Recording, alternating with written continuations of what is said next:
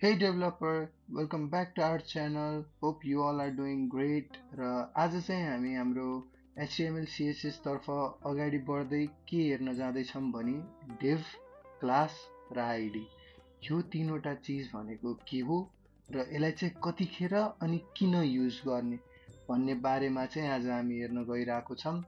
र गाइस म हजुरहरूलाई एउटा कुरा के भन्न चाहन्छु भन्दा हामी मेरो यो युट्युब च्यानलमा चाहिँ हामीले कसरी सिक्नेवाला छौँ भने हामी चाहिँ मेरो प्रिभियस भिडियोजहरूमा हामीले कसरी चाहिँ एचटिएमएल र सिएसएसलाई युज गर्न सकिन्छ अनि त्यसको सम प्रपर्टिजहरू चाहिँ हेरिसकेको छौँ।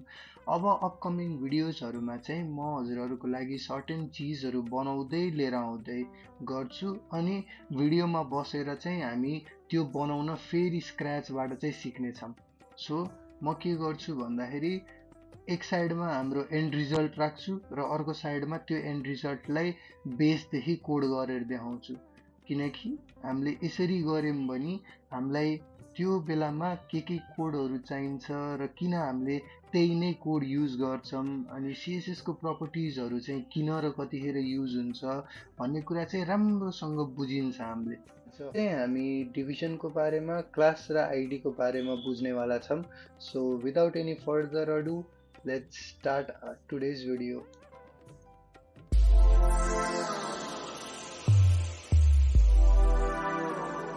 अब हामी डिभ अथवा डिभिजनको बारेमा हेर्ने हो भने यो भनेको कस्तो ट्याग हो भन्दाखेरि हाम्रो जति पनि स्क्रिन साइज हुन्छ त्यसमध्येबाट सर्टेन अमाउन्ट अफ डिभिजन छुट्याइदिने काम गर्छ हाम्रो डिभ ट्यागले। यदि बुझ्नु भएन भने जस्तै अहिले मेरो स्क्रिन साइज मेरो ल्यापटप छ है, मेरो 16 इन्चको ल्यापटपको स्क्रिन साइज छ। अब मलाई एउटा इमेज राख्नु पर्ने छ राइट साइडमा अनि अब म के गर्छु भने एउटा डिभिजन बनाउँछु अनि त्यसपछि त्यो डिभिजनले चाहिँ मेरो इमेजको स्क्रिन साइजलाई फिट हुने तरिकाले एउटा डिभ बन्छ आफै अनि मैले त्यसलाई चाहिँ सिएसएसमा गएर त्यसको हाइट र विड्थ दिएर त्यसलाई चाहिँ स्पेसिफाई गर्छु। यदि बुझ्नु भएको छैन भने डोन्ट वरी, अहिले VS कोडमा गएर हामीले मजाले बुझ्नेछौँ। अनि अब नेक्स्ट रहेको छ हाम्रो क्लास। यसलाई चाहिँ हजुरहरूले कसरी बुझ्न सक्नुहुन्छ भने as the name suggest class भनेको चाहिँ हाम्रो स्कुलहरूमा हुन्थ्यो नि एउटा क्लासभित्र लगभग 20-25 जना विद्यार्थी हो, त्यस्तै गरी नै हामीले बुझ्न सकिन्छ कि कुनै पनि धेरै एलिमेन्टहरूलाई सबैलाई एकै ठाउँभित्र राख्न पर्ने छ भने 20-25 वटा अथवा धेरै थोरै कतिवटा एलिमेन्टहरूलाई चाहिँ सेम ग्रुपभित्र एड गरेर राख्न पर्ने छ भने त्यसलाई चाहिँ हामीले कमन क्लासको रूपमा चाहिँ एउटा कमन नेम दिएर चाहिँ त्यसलाई हामीले एज अ सिलेक्टर चाहिँ युज गर्न सकिन्छ है सिएसएसबाट। अनि अब आइडी पनि सेम हाम्रो पहिला पहिला रोल नम्बर हुन्थ्यो नि, हो आइडीलाई चाहिँ एक्ज्याक्टली रोल नम्बर जसरी नै बुझ्न सकिन्छ। क्लास भनेको चाहिँ एज अ ओभरअल सबैलाई चिनाउने भयो, जस्तै क्लास 10 भन्ने बित्तिकै त्यहाँभित्र आउने 25 जना अथवा 26 जना सबैलाई चाहिँ रिफर गर्ने भयो भने आइडी भनेको चाहिँ इन्डिभिजुअललाई रिफर गर्ने भयो। जस्तै क्लास 10 को रोल नम्बर 5 भनेपछि त्यो 10 क्लासभित्र पाँच रोल नम्बर भएको एकजना मान्छे मात्र हुन्छ नि त हो। त्यस्तै गरी हामीले आइडीलाई चाहिँ रोल नम्बरको रूपमा कम्पेयर गर्न मिल्छ। सो आइडी भनेको चाहिँ जहिले पनि एउटा नामको आइडी चाहिँ एउटा मात्र हुनुपर्छ हाम्रो पेजमा, बट क्लास चाहिँ एउटै नेमको डिफ्रेन्ट प्लेसेसमा पनि युज गर्न मिल्छ। तर आइडी भनेको चाहिँ एउटा आइडी एउटै नाम भएको एकचोटि मात्र युज गर्न पाइन्छ। अनि क्लास भनेको चाहिँ हाम्रो एकदमै धेरै युज हुन्छ सिएसएसको लागि। आइडी पनि हेल्पफुल त छ, तर मोस्ट अफ द टाइम हामीले आइडीलाई चाहिँ जावास्क्रिप्टमा बढी युज गर्ने गरिन्छ। जब सर्टेन पर्टिकुलर कुनै एउटा ठाउँमा क्लिक गर्दाखेरि अथवा केही गर्दाखेरि चेन्जेस आउनुपर्ने हुन्छ नि स्पेसिफिक ठाउँमा हो, त्यतिखेर कुनै पनि चिजको ठ्याक्कै त्यही नै भनेर चिनाउनको लागि चाहिँ आइडी एकदमै हेल्पफुल हुने गर्छ है। सो अहिले चाहिँ म मेरो VS कोडमा आइसकेको छु र अब चाहिँ हामी क्लास आइडी र डिभिजनको बारेमा अलिकति प्र्याक्टिकल हेरौँ है। सो यसको लागि म एउटा नयाँ फोल्डर क्रिएट गर्छु और म मेरो D3 वाला फोल्डरमा जान्छु अनि यहाँ चाहिँ हामीले स्टे ट्युन भनेर style.css मा चाहिँ हामीले यसलाई युज गरेको थियौँ। अहिले म यो स्टाइल डट सिएसएसलाई युज गर्दिनँ, म इन्टरनल सिएसएस प्रिफर गर्छु अहिलेको लागि। सो अब चाहिँ हामी के गरौँ भन्दाखेरि अलिकति कन्टेन्ट एड गरौँ है यसमा। स्टे ट्युन भनेर भयो। अनि त्यसपछि म यहाँ गएर एउटा प्याराग्राफ ट्याग ओपन गर्छु। अनि त्यसपछि यसमा लोरेम हालिदिन्छु 300वटा।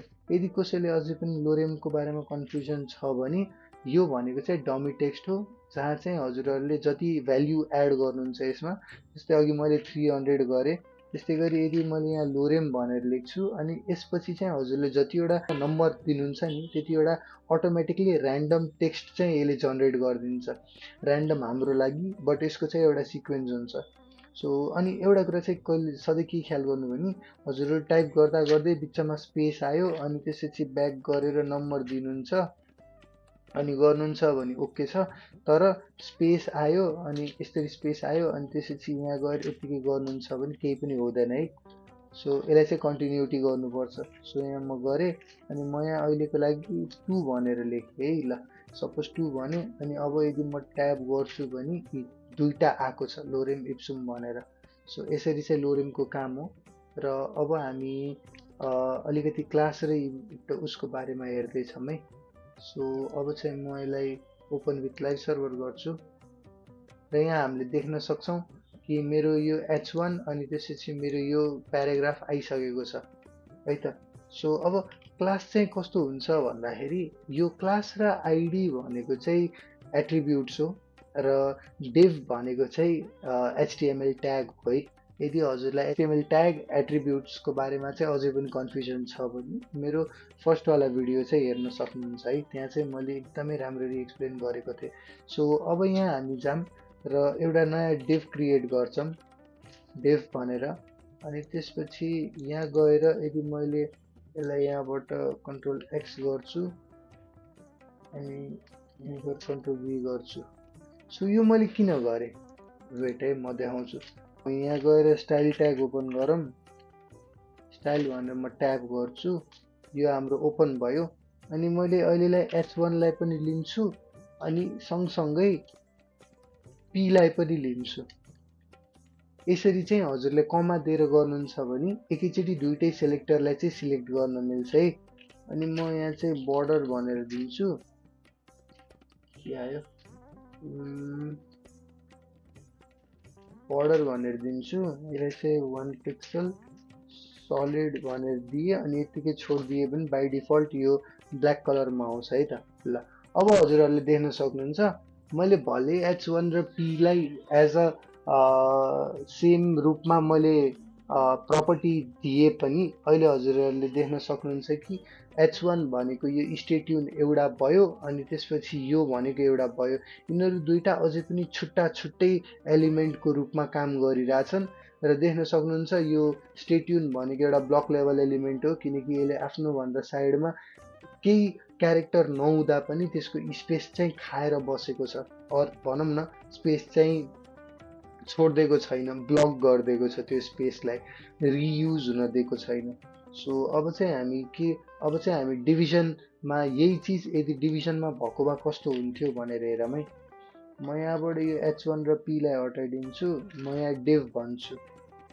अब गएर यदि हेर्ने हो भने ल हेर्नुहोस् अब चाहिँ यो सबै एज अ एउटै फ्यामिली भएर आयो, अर भन्नुपर्दा एज अ एउटै एलिमेन्ट भएर आयो। अघि चाहिँ दुईटा छुट्टा छुट्टै बोर्डर थियो भने अहिले चाहिँ एउटै बोर्डरमा सबै आयो। र अब यदि क्लासको बारेमा हेर्ने हो भने म यहाँ जान्छु अनि म यसलाई एउटा क्लास दिन्छु, सरी CLASS क्लास दिन्छु र यो क्लासको नाम पनि ल मैले डिभ सपोज गरेँ। अनि अर्को एउटा कुरा हामीले जहिले पनि क्लास दिँदाखेरि क्लासको नेम भन्दा अगाडिपट्टि चाहिँ डट लगाउनु पर्ने हुन्छ है, किनकि हामीले यत्तिकै डाइरेक्ट सिलेक्टरहरूलाई दिँदाखेरि त HTML ले बुझ्छ अथवा हाम्रो ब्राउजरले बुझ्छ कि यो हामीले के भनिरहेछौँ भनेर। तर क्लास भनेको त हामीले अटो जनरेट गर्ने हो नि त, हाम्रो चोइस अनुसार जनरेट गर्ने हो नि त। त्यही भएको हुनाले हामीले जहिले पनि क्लासलाई रिफर गराउनको लागि स्टाइल सिटमा जहिले क्लासको नेम अगाडिपट्टि चाहिँ डट लगाउनु पर्ने हुन्छ, ठिक छ। सो अब चाहिँ हामी हाम्रो आउटपुट गएर हेरौँ, स्टिल नो डिफरेन्स, किनकि क्लासले पनि त्यही नै काम गरिरहेछ, अघि डिभले गरे जस्तै सबैलाई एउटै प्रपर्टीभित्र, सबैलाई एज अ होल एउटै उसभित्र भनेर गरिरहेछ। र अब हामी गएर हेरौँ आइडीको बारेमा। यदि म यो h1 ट्यागलाई यहाँ गएर छुट्टै एउटा आइडी प्रोभाइड गर्छु, त्यसलाई म आइडी भनेर लेखेँ, अनि त्यसपछि यहाँ म h1 लेख्छु। अनि अब जस्तो क्लासलाई चाहिँ हामीले डट युज गर्नुपर्ने हुन्छ भने आइडीलाई चाहिँ ह्यासट्याग युज गर्नुपर्ने हुन्छ है।